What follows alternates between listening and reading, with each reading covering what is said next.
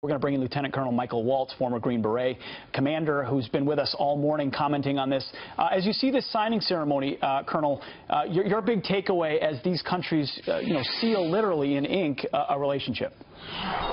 Well, my key takeaway is that, Islamic extremism and the fight against Islamic extremism is going to be the underpinning of this entire trip. You have a visit to Saudi Arabia, the site of Islam's two holiest sites, then followed by a trip to Jerusalem, followed by a trip to the Vatican.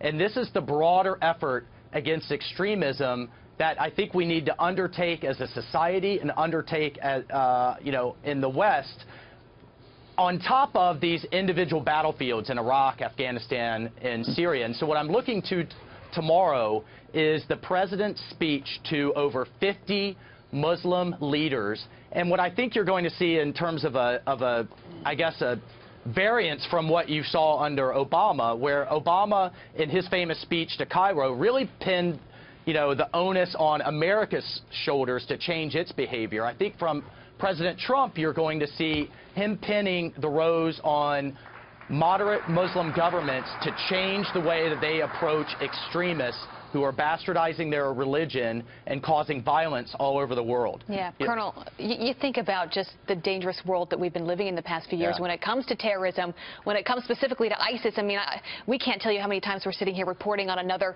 terrorist attack, and so many people just feeling unsettled every single day about this fight against terror, how we get it right. When you see these two together, President Trump and the King of Saudi Arabia, showing this mutual respect, how much comfort does that give you in terms of what the future holds? Because we need to work with Saudi Arabia in order to get it right with terrorism.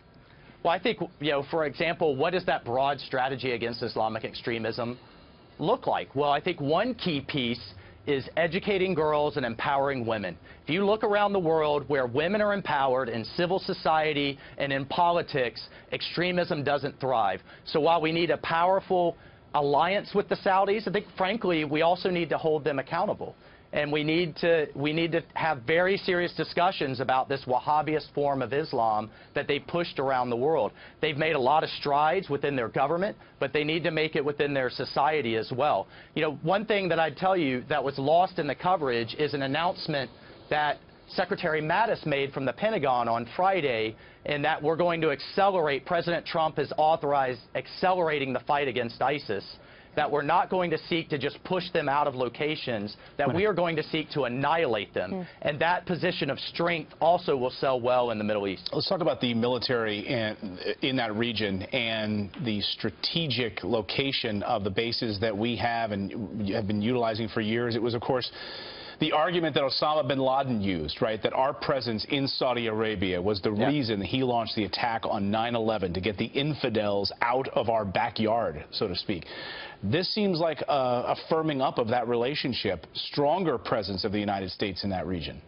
That's right. Well, not only is it a relationship with the Saudi government, President Trump is going to be meeting with the GCC governments, the Gulf Cooperation Council, our good friends, the Emiratis, the Omanis, Bahrain, and others. So again, it's a realignment of the United States with our Gulf Arab allies, those traditional relationships we've had for decades and decades. But what's interesting is also aligning them, not necessarily in an alliance, but shifting them towards Israel, where they are working together in many ways against Iran.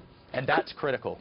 Colonel, I don't know if you can hear the noise, but there's some heads exploding here in Manhattan, mostly lefties, who thought President Trump is anti-Muslim, the Muslim ban, he's an extremist, he's bigoted. How can he be received this way in Saudi Arabia by the keeper of the two holiest shrines of Islam? Explain the disconnect, what so many people miss, as to why Saudi Arabia is welcoming him when he had some harsh rhetoric on the campaign trail.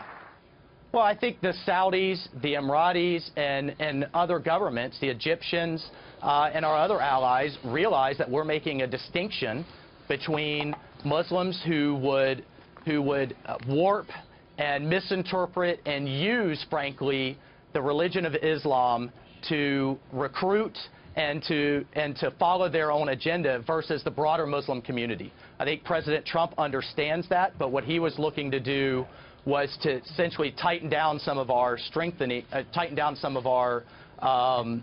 really our screening of people coming into the United States. So, look, I don't think there's a lot of daylight. I don't know why heads would be exploding. There are folks that are calling it what it is, and it's extremist versions of Islam that people are taking advantage of all over the world. Colonel, when this trip is said and done in Saudi Arabia, what needs to come out of it for people to be talking about it as a successful trip? Well, the underlying theme, aside from combating extremism and taking a firmer stand against Iran, is that America is not withdrawing anymore. You're going to see this from Saudi Arabia to Israel to the meeting with our NATO allies. All they've heard over the last 8 years is what date America is going to pick up and go home from President Obama. If you think about it, I mean, the Saudis saw us back away from our traditional ally in Mubarak in Egypt. They saw us knock off Gaddafi and then leave a total vacuum for ISIS and other extremists to take over. They saw us walk out of Iraq and leave that a mess for the Iranians to step in. And then they saw date after date after date from where the United States was going to leave Afghanistan. So I think, you're going to see that theme that America is back. But here are some parameters for the relationship, one of which is allies, you need to step up ideologically in the case of the Saudis and monetarily in the case of our NATO allies. If I can just make one more point, I hope as a veteran that somewhere in there President Trump is able to stop into Iraq and see our troops. There's a war ongoing. We can't forget it. Of course, those trips are never announced, but I would be thrilled as a veteran if he can squeeze that into his trip. That's some good advice. Colonel Waltz, we appreciate you joining us this morning. Thanks so much for your analysis.